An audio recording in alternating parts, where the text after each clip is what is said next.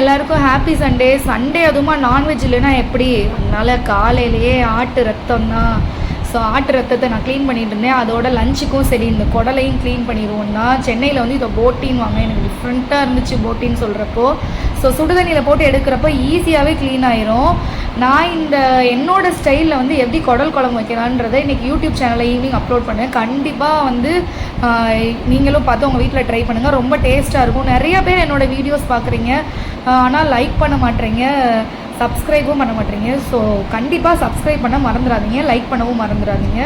என்னோடய ஸ்டைலில் வந்து இப்போ நான் ரத்த பொரியல் தான் செஞ்சிட்ருக்கேன். ஒரு 20 நிமிஷம் வேலை தான்.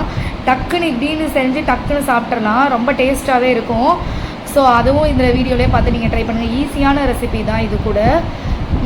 இன்றைக்கி நீங்கள் எந்த ஊர்லேருந்து என்னோடய வீடியோ பார்க்குறீங்க? ஸோ உங்கள் வீட்டில் இன்றைக்கி சண்டே ஸ்பெஷல் என்ன அப்படின்றத கமெண்ட் பண்ண மறந்துடாதீங்க. நான் வந்து சென்னையில் இருக்கேன். இப்போது அம்மா வீடு வந்து மதுரை, சிவகங்கை. கரெக்டாக சொல்லணும்னா என்னோடய ஊர் வந்து சிவகங்கை, திருப்போணம், சிவகங்கை டிஸ்ட்ரிக்ட் திருப்போணத்துலேருந்து நான் பண்ணுறேன். ஸோ நீங்களும் எங்கேருந்து பண்ணுறீங்கன்னு கமெண்ட் பண்ணுங்கள். ஸோ லாஸ்ட்டாக வந்து நான் ரத்த பொரியலும் செஞ்சுட்டு ஃபைனலாக வந்து குடல் குழம்பும் வச்சு முடிச்சாச்சு. சண்டே இப்படி தான் நமக்கு போயிட்டுருக்கு. Bye friends. இன்னொரு வீடியோவில் உங்களை நான் நாளைக்கு பார்க்குறேன். பாய்.